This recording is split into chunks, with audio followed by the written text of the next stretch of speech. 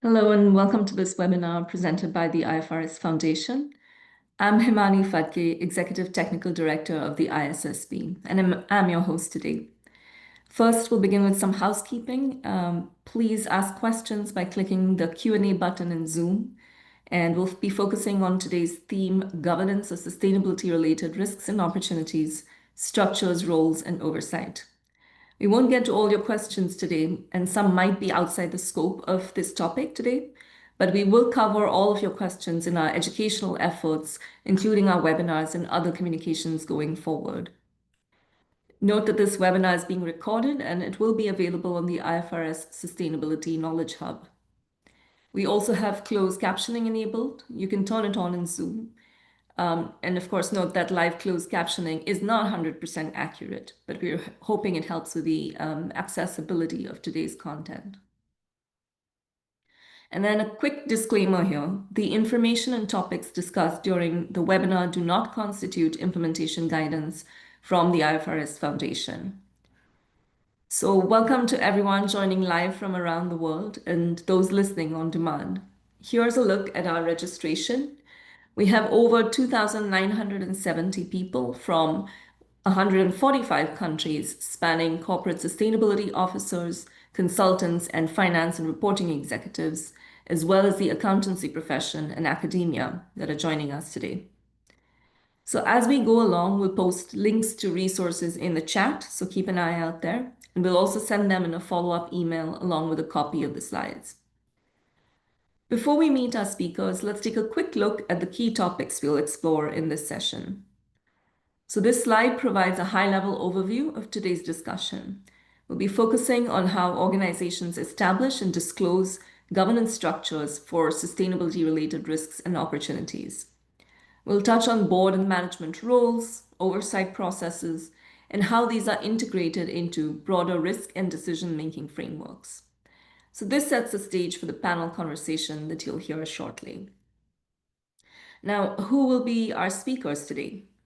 So to lead off the discussion in a moment, we have Michael Jantzi. Michael is an ISSB board member with over 30 years of experience in responsible investment and sustainable finance, and he is the founder of Sustainalytics. And I want to welcome our guest speakers who will be bringing expertise from their respective organizations. So today I'm joined by Jen Sisson, CEO of the International Corporate Governance Network, or ICGN, and Taryn Abate, Director of Research and Thought Leadership for CPA Canada. Welcome to all of you. So the purpose of our discussion today is to explore how companies are establishing and communicating effective governance processes in the context of sustainability-related financial disclosures. Now, before we open the discussion, let's take a moment to revisit the overarching objective of the ISSB standards and where to find requirements specifically related to governance. IFRS S1 asks for disclosure of information about sustainability-related risks and opportunities to meet investor information needs. So that means information about all sustainability-related risks and opportunities that could reasonably be expected to affect the company's prospects. And what we mean by prospects is its cash flows, its access to finance or cost of capital over the short, medium, or long term. IFRS S1 requires a company to disclose information about its governance, strategy, and risk management, as well as metrics and targets in relation to these sustainability-related risks and opportunities. We call these the four core content areas, and these reflect how companies manage those risks and opportunities. So where does governance information fit in? Governance information enables investors to understand the governance processes, controls, and procedures a company uses to monitor, manage, and oversee those sustainability-related risks and opportunities. We encourage you to read the governance requirements in full, and you can find those in paragraphs 26 and 27 of IFRS S1 and paragraphs 5 to 7 of IFRS S2, which is our climate-related standard. Now we'll start by hearing from ISSB member Michael Jantzi to provide some more color and context to the ISSB standards governance requirements, and then we'll open up the discussion to our other panelists. So I'll welcome our panelists to be on video here. Now, Michael, welcome and good morning to you. We know that the overarching objective of the ISSB standards, which is to provide information about sustainability related risks and opportunities to meet investor information needs. Now, what is the specific objective of the governance disclosures? And how do governance disclosures, in your view, support investor decision making? Well, thank you, Himani, and thanks for your introduction and teeing up the content for the discussion over the next hour or so. And, thank you to all of you who are joining this webinar.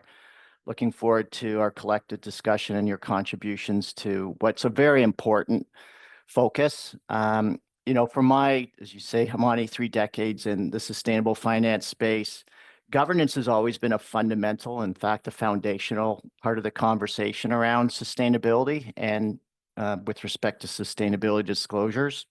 In fact, when I think about governance bodies at companies, and I usually focus on the board of directors or think about the board of directors at that ultimate oversight role, I've long believed that they are charged and have the ultimate responsibility for safeguarding the viability of a company over the short, medium, and long term. And it really is that ultimate governance body that is responsible for ensuring that the company is in the best position to succeed. So this remains an important conversation. I don't think that comment or construct is particularly controversial.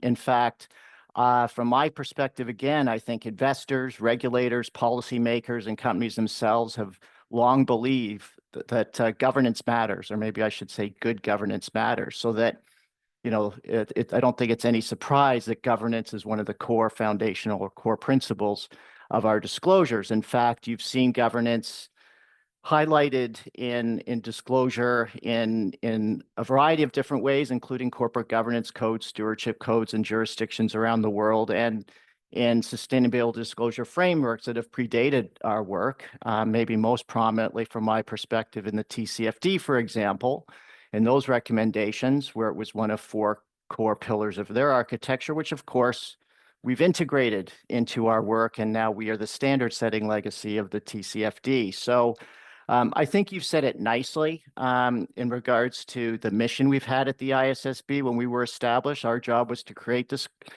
standards that will lead to the disclosure of decision useful information for investors. And investors have long told us that understanding what those governance structures, policies, systems, controls that are in place at a company are important for them to be able to evaluate whether or not the company is fit for purpose in regards to not just identifying those sustainability related risks and opportunities that may affect their prospects over the short, medium, and long term, but also whether then they're able to monitor, measure, and adjust to those evolving risks and opportunities as time goes on. So I think that's what the standards do. I'm not going to get into the details of those paragraphs you mentioned in IFRS S1 and S2, but let me highlight a couple of broad takeaways from the standards.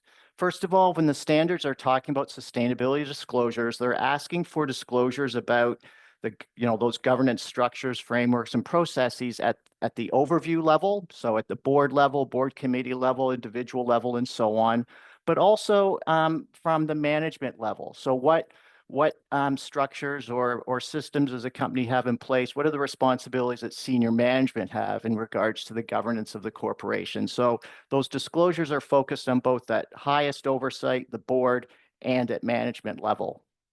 Also, the disclosures are really established to ensure that investors are getting information in sort of 2 primary buckets. First of all, certainly disclosures in regards to what the companies are doing, whether or not companies have particular structures, frameworks, processes, controls in place.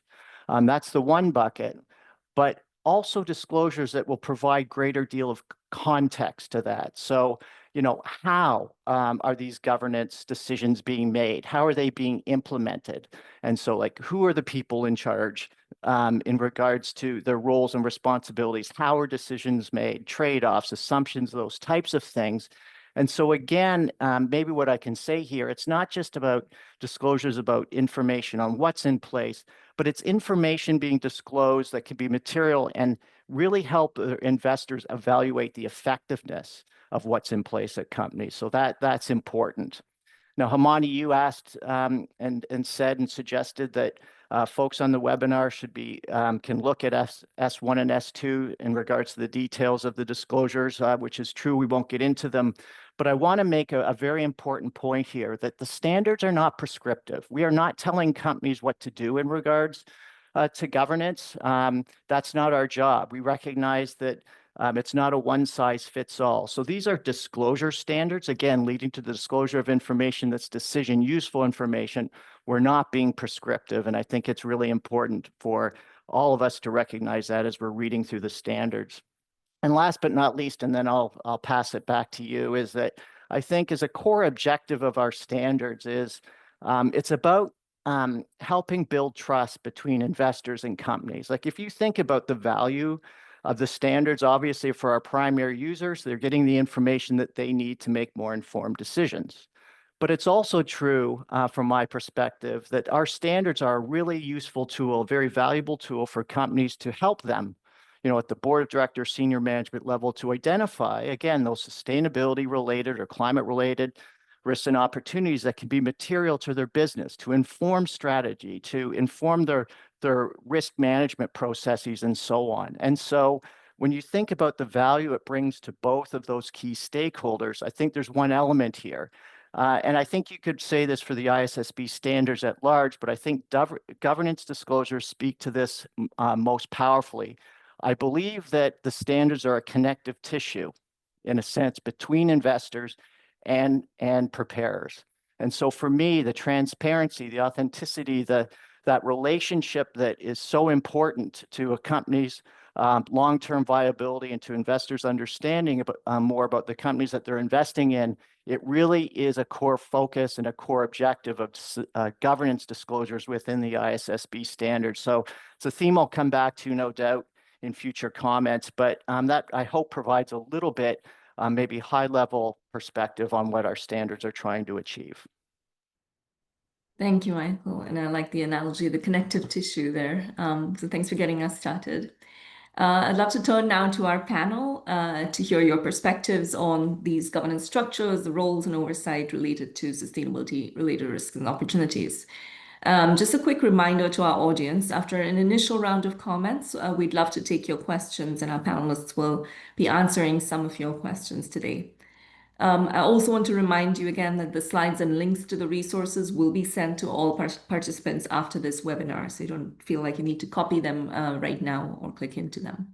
And you can always connect with us if you need anything by emailing us at capacitybuilding@ifrs.org. So turning back to our panel here, I'll start with a question for you, Jen. Jen from ICGN, so very relevant to this conversation here, all of the work that your organization is doing. So I'd like to hear from you about, what investors are expecting in disclosures about board skills and competencies in overseeing these sustainability-related risks and opportunities. Absolutely. Well, yeah, also thank you from me for having us. And, ICGN is a very global investor network. We have members all around the world. But, there is very, very strong support across our membership for the ISSB standards. And I think this, really speaks to two of the core areas of our focus, right, which is strong and effective boards and reliable reporting. And I, actually was just sitting here nodding, Michael, at everything you said, really. This is because, in our view, governance is critically important as long-term investors for that long-term sustainable value creation in the companies that the investors own. And so, this is really important as an area of disclosure. And one of the reasons that we like the framework is this, as with all things, that materiality is key, right? And so there is not one right answer to what do investors want to see for who's on the board and how do they know about sustainability. But I think what is right is to try and understand what is the right skills mix and needs for your company. So there's thousands of people watching this. There's unlikely to be one right answer to this, but what I think you start from is, what do we think the material sustainability related risks and opportunities are, and therefore what skills do we need in order to think about them?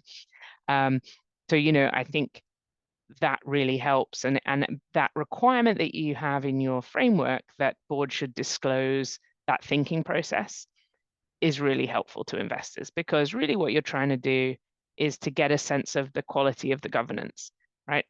Are the right people on the board? Are the right processes in place? And so kind of box ticky generic, just sustainability with a little tick under it probably isn't that helpful to investors. And so it's about making it bespoke and specific to your company, because as Michael rightly says, there is not one right answer.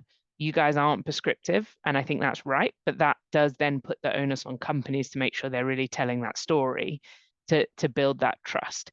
And, you know, we are very supportive of the rollout of adoption of these standards, with preferably as limited as possible amendments around the world, because that consistent framework and that flexibility is also helpful. So ultimately, I think it's about sort of helping your investors understand what you think is important, and therefore why you've got the people you've got. And then it's being transparent to work on that trust building. Thank you, Jen. Just a follow-up question there then. Again, you know, from an investor's perspective, in your view, how important is it that they understand and the companies disclose information on how often governance bodies and their members are informed about sustainability-related risks and opportunities? And what should investors or what do investors expect companies to disclose in this area? Yeah, again, I think where we're talking about material sustainability related risks and opportunities, I don't think investors have a broadly different view than any other kind of material risk or opportunity, right? So that's why the framework is helpful. So it's good to disclose how often, it's good to disclose format, it's good to disclose, you know, what is really going on with the process here, how is it thought about? In the same way that we would expect for it for any other type of governance disclosure. But I think the detail is important here, because what we don't necessarily want is just a kind of, the board discussed sustainability 7 times last year, full stop. You know, the real question is, well, then what did they do, right? There's the kind of, apologies for a bit, is slightly informal language, but kind of like, and then what? You know, like the so what is important too. So while we need to know what the processes are for the fundamentals, really then how do you get to sort of what is the risk oversight? What is the impact on decision making? That's where you get the sense of the quality, I think. Because as Michael said earlier, good governance matters, bad governance matters too, right? Because one thing gives you a lot of potential value creation, the other one introduces quite a bit of risk. And so I think that's what you're trying to get to as an investor when you're looking at those disclosures around what and how. It's really the and then what. Yeah, absolutely. Thanks, Jen. And just sticking with you for a moment, and then I'll turn over to you, Taryn. Just my final question for now for you, Jen, is, you know, how are boards practically taking sustainability-related risks and opportunities into account when they're overseeing corporate strategy, major transactions, risk management? How are they navigating the trade-offs that are invariably involved? Yeah, it's interesting. And I guess I think there's probably a range of maturity and a range of how well that's being done. But certainly I think there's wider spread recognition, and we're seeing a lot more companies with more integrated strategy that does look more broadly, and that's really great to see. Because it comes from that, the first job of a board, right, is to set and oversee the strategy and just, you know, make sure the business is going to exist in the long run and be a sustainable source of value creation. So I think we are seeing a broader range of factors often disclosed as being key performance indicators, as being key risk metrics. You know, certainly we're seeing more and more discussion of how these types of issues are considered in transactions, in capital allocations. Certainly, if you think about companies looking to how they're going to make the transition, infrastructure, you know, that they might need to build, how are you going to be investing appropriately in your workforce for the future shape of the company. These are all issues that we're seeing more and more. And then I think, you know, clearly these types of issues are very at home now on a risk register. We would expect to see that in most places. But, you know, often there's sort of decisions to be made, right? You can't take no risk. If you took no risk, you'd have no business. And so I think what's also interesting is what's the risk appetite, and we're seeing a bit more thoughtful discussion there. I think that we say, we know what we think our risks are. We can't have none. We think this is where we're going to go. So I do think the disclosures are improving, and we're seeing more, but there's clearly a lot of interest, and this will evolve over time. Thank you, Jen. Very helpful to have that context. So let's bring in Taryn now from CPA Canada into the conversation here. Taryn, again, welcome and good morning to you. So what practices do you see companies adopting related to governance oversight? Are there certain structures or configurations that tend to be more common? And how is the mandate for those spelled out? Now, again, I want to state for the audience that the ISSB doesn't prescribe certain practices, and certain practices aren't necessarily better than others. It might depend on the company's context, but it would be interesting to hear your observations, Taryn, and your opinion here on these structures. Yes, for sure. Thank you. So we're glad to be here at CPA Canada. Thanks for having us. We are a capacity building partner with the IFRS Foundation, so it's great to be able to share some of the best practices that we've seen as we develop implementation resources for CPAs and sustainability professionals in Canada. I would say we're seeing trends in how companies are strengthening board oversight of sustainability risks and opportunities, particularly as they scale up their reporting efforts, considering alignment with various regulatory regimes. So first, I would say, they're increasingly establishing dedicated governance structures. This might include a standalone sustainability committee we've seen, or an expanded audit or risk committee with a broadened mandate. In other cases, we've seen individual directors with sustainability expertise designated as a sustainability lead within existing committees, and that way they can bring their knowledge to the boardroom. I would say the structure alone is not enough. So a second practice we're seeing is the inclusion of a clear and specific mandate, and that would spell out the board's role in overseeing how sustainability is integrated into strategy, enterprise risk, and performance management. This mandate's typically embedded in the board charter, committee terms of reference, and they might call for regular updates from management, performance reviews, or active engagement with both internal functions and external stakeholders. And the third practice I'll speak to is cross-functional collaboration, and this is really where the accounting profession plays a pivotal role. So the most effective board oversight is supported by strong collaboration across finance, audit, and risk teams. So these functions help ensure that sustainability-related information is not only reliable, but also integrated into the financial and strategic decision-making processes of the organization. We're seeing finance teams trying to be that connective tissue, as we're having that theme here, of the sustainability and financial data, and supporting that movement towards integrated reporting and decision-useful information that reflects long-term value creation. We're also seeing some companies embed sustainability risks into their internal audit plans already, so that helps enhance the board's line of sight and strengthens confidence in external disclosures. So a few good practices there. Things are moving, but as Jen mentioned too, there's quite the variety in place right now. Thank you. It's a variety there. And you mentioned the finance and audit teams and risk teams playing a role here. How are these teams adapting their processes to support the board in overseeing and disclosing those sustainability-related risks and opportunities? Yes, this is one of my favorite topics. Love to go into this in more depth.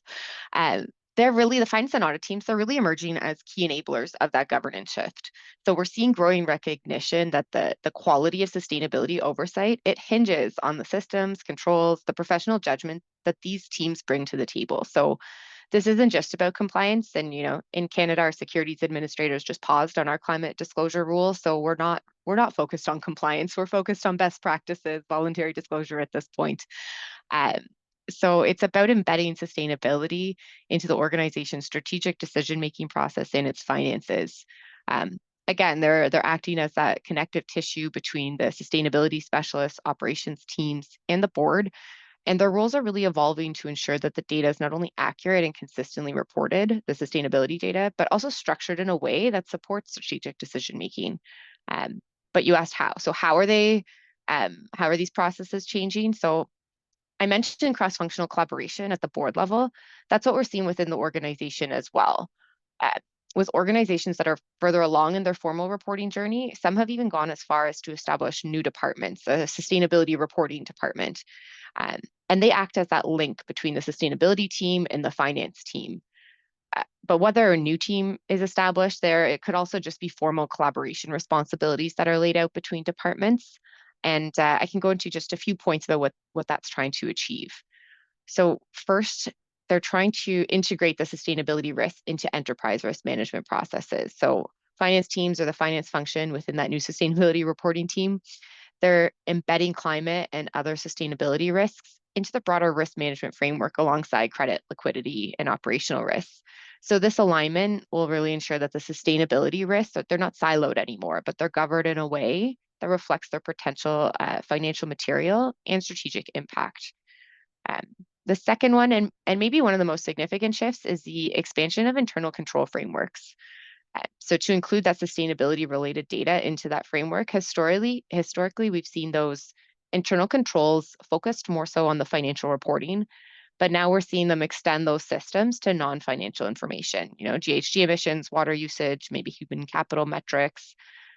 And this adaptation ensures traceability, consistency, reliability for your sustainability data. And that's really foundational for both credible board oversight and eventual external assurance, which we hope to see in the future. We're also seeing internal audit functions get involved in testing controls around sustainability data to enhance the quality, the board's confidence in the quality and reliability of what's being disclosed. And even in the absence of mandatory assurance requirements, we are seeing audit committees even request assurance readiness reviews.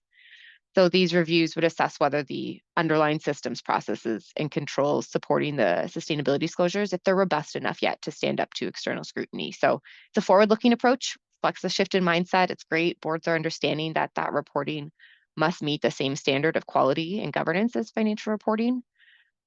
And then the last point, I'll just bring it all together with the finance and audit teams. They're really stepping up to structure and manage that reporting pipeline.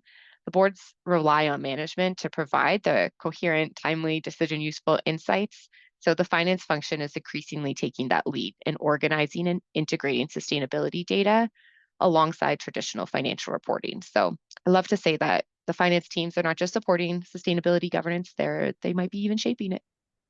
Thanks, Himani. Great, thank you. A lot of evolution there and breaking down of silos, which is really great to see. And we know that CPA Canada has released an oversight framework, which is CPA Canada's ESG oversight framework. So tell us a bit about this resource, how companies can use it to strengthen governance over sustainability-related risks and opportunities, and to ensure that disclosures under IFRS S1 and S2 reflect that governance as well. Yes, for sure, I can do that. So we have a step-by-step guide. It's got 6 steps. I can go through them just to give the audience a sense of what's in the tool.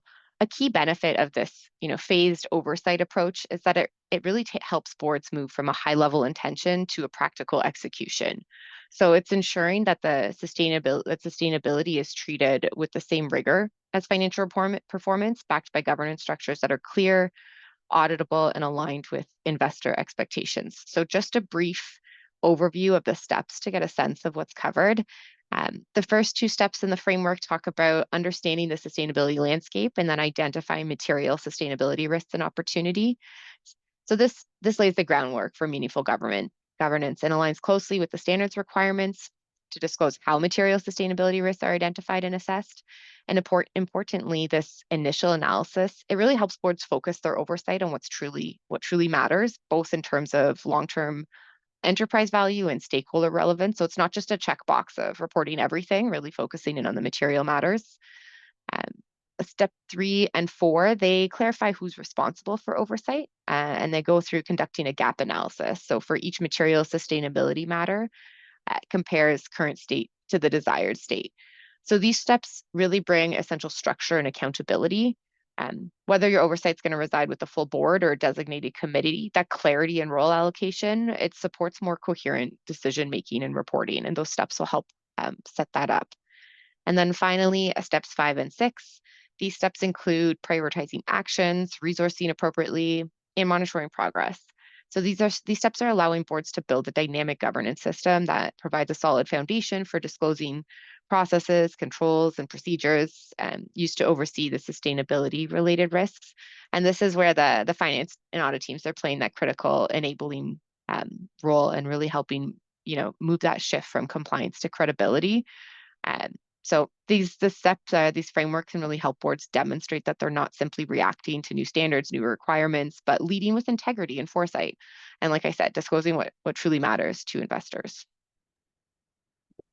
Great. Thank you both, Taryn and Jen. I'm going to turn over to Michael, and then we'll open up to some of the audience questions, which is great to see a lot of questions flowing in here. So Michael, under IFRS S2, this paragraph 685 to be specific, companies are expected to disclose how the board oversees the setting of sustainability related targets and monitors progress on those. So from the ISSB's perspective, what does meaningful disclosure in this area look like? And particularly when boards are navigating the trade-offs or the uncertainty in achieving these targets? Yeah, it's a good question. Allows us to get into a little bit of detail here. And thank you to Jen and Taryn for the context you've brought, which is really bringing that practical lens to this discussion. The first thing, I mean, it's interesting when you talked about metrics and targets, you put it sort of in the context of uncertainties and trade-offs. And one thing that I just want to add from my own personal perspective, and it's both, predating ISSB, but also in the 2 years now that we've had from the launch of the standards in June 23 to where we are now, I've seen some really interesting evolution in the conversation around uncertainties and trade-offs when it comes to sustainability and sustainability disclosures. Because the fact is that those that are charged with governance at the highest level of an organization, whether it's the board, your senior management team, uncertainties or trade-offs are par for the course. That's business as usual. They're dealing, I mean, if you're in business, you're dealing with trade-offs all the time. There's a myriad of different uncertainties. And so I think initially, from my perspective, some of the conversations I was having reflected a belief that, the uncertainties and trade-offs and sustainability are this is new, that it's really difficult. But as time has evolved, I think that the sustainability trade-offs or uncertainties we see are maybe different from what they're dealing with in other aspects of the business. But the fact that boards of directors, for example, have to deal with these, that's not a surprise. And so when you're dealing with a setting of metrics and targets, it is important for investors to understand, and they want to understand. They've told us that they want to understand the degree to which the governance bodies at an entity are involved in setting those metrics and targets. It's a matter of understanding who's setting those and how they're set. So again, the disclosures that you mentioned in paragraph 6, I think A subsection 5, it's not about disclosure of the metrics and targets themselves. It's not about the numbers themselves. It's disclosure about how they are, like who's setting them. How are they being set? What are the assumptions and the trade-offs that are underpinning those metrics and targets? What are the controls that are in place to allow that governance body, the board of directors, to continue to monitor those and adjust if needed to changing conditions? So again, if you look at the conversation that we had earlier about what our standards are meant to do, it's about what's in place, but then how are they implemented? And it gets, again, to the ability for investors to not just understand what a company has in place, but the effectiveness of those processes and systems and decision-making mechanisms that are in place. And that effectiveness is really, I think, what we're getting to here in the disclosures around metrics and targets. So again, Jen and Taryn have provided some great examples of what effective or useful disclosures might look like in this. But from the ISSB's role, again, I think the hope would be that our disclosures mean that when you're talking about metrics and targets, you're linking those targets to the strategic direction of the company. Again, we've heard many times here that strategy sits ultimately, it's a responsibility of the board of directors. So understanding how those things mesh together, the assumptions, the trade-offs that go into setting targets. It's not, I mean, this is art. It's not all science. So building that transparency and credibility, again, building trust with the investor base is really an important component of this. But also what's interesting, and very specifically in this, the paragraph and subsections you mentioned, there is a link of metrics and targets being specifically mentioned to what, if any, connection there is to executive compensation or remuneration or incentive programs. So again, our metrics and targets built into those compensation programs. That's something that investors have told us is very useful information for them. So again, the disclosures that you're seeing around metrics and targets, it's not about the numbers, it's about the context. It's about deepening the information that investors have to make decision useful informations on behalf of their clients. And so that's what we're really getting at in this particular section of S2, but also in S1. Thank you, Michael. Decision useful information, that's the key to these standards here. So thank you to all the panelists for these introductory comments. And we have a number of questions here from the audience. We're going to try and address some of those now, and we'll try and wrap it up after that. So my first question, which comes from the audience, is for Jen. So Jen, considering IFRS S1 or before that the TCFD aligned disclosures, is the governance information and sustainability reports or annual reports at the right level of detail? Are you seeing a lot of boilerplate disclosures on this? And then there's a related question, there is an endless tendency to repeat the boilerplates of annual financial disclosures. So how should these differ in ISSB aligned reports, in your view? Yeah, I think, again, there are many very good reports and there are many not good reports, right?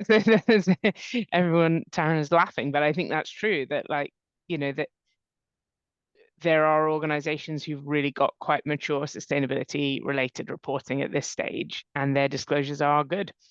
And there are many who aren't. And there are, I think, consistent issues with over boilerplate governance related reporting of everything, not just of sustainability related governance, right? And so I think there are certain things that are facts that you just need. And so you could say, well, of course, that is a boilerplate.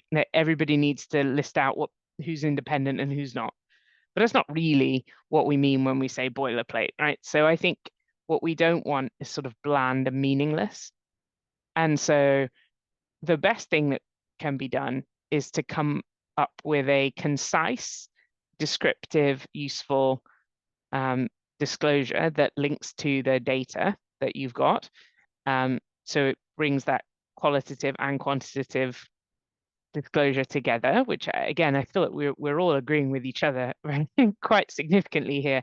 But just kind of 10 pages of exactly the same text year over year probably isn't that useful, but you need it somewhere, right? So it's worth remembering we can refer to policies, we can refer to other things, and to focus on those outcomes and the so what piece that is the interesting part, I think, and the part that really speaks to quality. Thank you, Jen. So the next question here is for Taryn. So most entities are assigning the role of the oversight of sustainability risks and opportunities to existing board committees. Is there a need for boards to recruit members with special qualifications, or do you think existing directors can take on the role? And a related question is, to what extent do we need to disclose the skills and competencies of the people involved in sustainability governance? And the person asking the question worries that we include too much immaterial information if we do that. So what's your view there, Taryn? I mean, I think it depends on your board, who's around the table, and what kind of development people are willing to take on. There's a lot of education opportunities for those on the board to be skilled up, to understand sustainability risks, to be educated as a board for both the, the topic at a high level and then get into the details of the implications for their organization specifically, whether they want to, develop those skills through education, or if they want to bring on an individual who, like we said, might be that sustainability lead. They're different approaches. I think there's pros and cons to each. But I think the board as a whole would benefit from education on this if they don't feel it's up to speed. I think everyone should have a base level. I always say, thinking of the future of the accounting profession, I don't think sustainability is going to be something on the side of someone's desk or a specialty. I think it will be, a base skill that's in our syllabus moving forward that every CPA will have the knowledge for. So we have a bit of a gap right now where I think, some education is needed to just bring everybody up to the same level. I know there was a second question there about disclosure. Was that I think Jen mentioned, you don't want bland and meaningless disclosure if there's, if you're just listing out designations or, something just to build up your skill set or to build up what education you're presuming is there. I don't know that provides benefit, but I think the investors are interested to know how is the board building that knowledge? What are they doing? What processes are they undertaking to make sure they're actually able to assess the climate related risks? Because I think I hear sometimes, we don't have any material risks. And it's like, is that accurate? Have you assessed that appropriately? So, making sure the board's informed and educated enough to assess if there are material related risks. So that's important. Thanks, Taryn. Himani, can I just add to that Yes. for a moment? Because just picking up on those comments, I don't know if it's a trend or not, but I mean, in a lot of my interactions with preparers is at the board level. And I would say that, again, there's been an evolution to a certain extent in regards to how boards are looking at the ISSB standards. And that certainly, as we've heard, there's going to be a variety of functions, teams, committees that are looking at this. But I think as companies are beginning, they know that sustainability issues, risks and opportunities can be material to their business. And so, understanding those sustainability related risks and opportunities is important to inform strategy. It's important to form conversations around risk management and those reporting functions. Those responsibilities clearly sit with the board of directors. Though strategy is not a committee function. That's a strategic function. It sits at the board. So what I am finding, again, too early to call a trend, but is that when companies are thinking about the ISSB standards, there is a role for the board as a whole, and different functions. Maybe the reporting function, the assurance function is going to be allocated to a committee, for example. But then this gets, and both Jen and I think Taryn have talked about this, is board education. And one of the things that I see is beginning to happen in jurisdictions around the world is that, with various organizations, including ourselves, is that, capacity building and education for boards of directors as a whole. So the skills and capabilities and so on. And again, I'm cognizant of the fact that, I'm not being prescriptive here. Maybe this is a personal opinion, not an ISSB opinion, but the fact of the matter is that I think the message that Jen and Taryn have both delivered is that, capacity building and education at the board level is just so vitally important around this, because at the end of the day, they're charged with strategy. They're charged with risk management. It's not about sustainability in a parcel. And so, ICGN, CPA Canada, many others are focused on this. And I think that ultimately may be the direction of travel in this space. And the ISSB standards are part of that conversation. Thank you, Michael. So definitely a journey that people have been on and continue to be on here. We'll get a final question in here for Jen and wrap up, Michael, with one last question I have for you. So this is from the audience again. And, we've talked about risks in a lot of cases. And companies seem to be, according to the questioner, better able to disclose how they assess risks than opportunities. So how important is it for companies to understand how the board, or investors to understand how the board looks at sustainability related opportunities, and what should they be disclosing about that? So Jen, if you can take that, and anyone wants to jump in. Okay. I think, just to sort of actually, I think this question builds on what Michael just said, right? Which is that over time, I would expect that we will stop thinking about these things as being separate, right? And so then actually sustainability related opportunities are just strategic opportunities. And that if they are material opportunities and that the board thinks that they're good, then they should be part of the board's strategic decision-making processes that will then lead into your purpose, your business model, your strategy, the relevant KPIs. And so what your key performance indicators are in most instances is a measure of how well you're seizing opportunities, right? Some of them are risk management measures, but often then they should be about growth and about positive performance. And that's what the opportunity side of this is. So I hope that what we'll see over time is that this thinking moves, sort of evolves from being purely risk management, which I think is where it often starts. And that's quite sensible, right? In terms of a evolution of a company here, into being more forward-looking and strategic and opportunity-driven as we see understanding develop, as we see technology develop, as we will see that where there are relevant opportunities, those are things we're either going to decide strategically to act on or not. And so, of course, investors want to know that, because investors want to know what's your strategy, and we want to know that that's been thought through holistically. So I do think, much like, there's questions about assurance, there's questions about, over time, one would expect all of this to become, if it's material, it ought to become treated in the same way. So the same way in the strategy, the same way in the reporting, as Taryn said, the same way in the internal management structure, because if it's material, it's material. We should take it seriously. Thank you, Jen. And thanks to all of our audience for the questions. Like we mentioned, we will definitely be taking these into account in future materials. We're not able to cover all of them today. We have a lot of questions here, which is great to see. So I'm going to wrap up our session with a final question here from Michael, and sort of staying with the theme of looking ahead.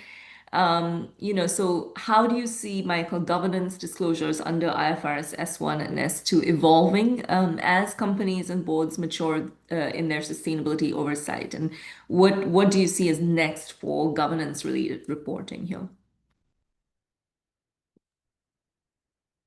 Oh, asking me to peer into the crystal ball, always risky. So I'm happy to do it, and I'm well aware that what's happened in the past doesn't dictate what's happening in the future. But if you forgive me, I had a birthday yesterday, Himani. I turned 61. Not a very exciting age, but if there's any advantage at all to getting old, maybe it provides you perspective. So I think, and this is not going to sound particularly profound, but I mean, corporate governance is going to remain fundamental to conversations around sustainability and sustainability disclosures. It's not going anywhere.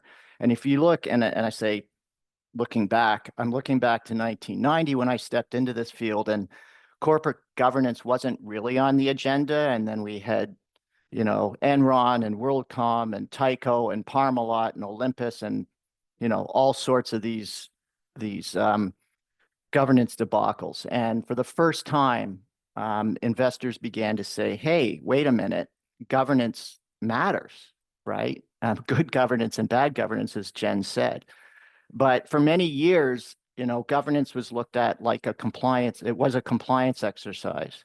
And, Taryn and Jen have both articulated wonderfully how we've moved from this governance being, simply a compliance exercise to a driver of value creation.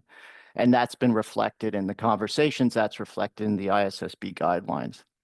But you asked specifically about how I think the ISSB guidelines are going to evolve or disclosure is going to evolve. And I'm going to go back to that. For me, what's a fundamental element in this conversation is, the governance disclosures are an absolutely necessary, a critical element of building trust between investors and the companies. I mean, it's just that's absolutely that connective tissue, as I said earlier, is really important. And I want to just reflect on something that Richard Manley. Now, Richard Manley is an executive of the Canada Pension Plan Investment Board. He penned an editorial in the Financial Times last summer, and I think it really highlights some of the key themes we've all been talking about today. You know, the value that the standards have for preparers and for investors, the relationship between it. But and I'm going to read some of this because I think it's an important underpinning to our conversation. But what he says in part in his editorial is that, you know, investors will benefit from the comprehensive reporting of this sustainability data, but the primary beneficiary, if used to inform strategy, will always be the board of directors and the companies that they oversee. And then he poses a question. So has a board discharged its duty to the company if it has not compelled management to identify the material sources of risk and opportunity at the nexus of the business? And then he answers his own question. He says, well, where these risks and opportunities have not been identified, quantified, and reflected in strategy and disclosures, shareholders should consider two simple questions. Is the board discharging its duty to the company? And do we have the right directors? So for me, he's just so succinctly and profoundly, you know, summed up what we've been talking about today, the importance of sustainability disclosure that's focused on material issues that may affect the entity's prospects over the short, medium, and long term, talking about these issues as being a tool to understand the business and drive value creation. It's not about compliance, it's about the relationship between investors and companies and so on. So where do I think the ISSB standards are going to go? I think it's not the standards that are going to change. I don't think the wording in S1 and S2 is going to change dramatically, but I think what will evolve is exactly what Taryn and Jen have said.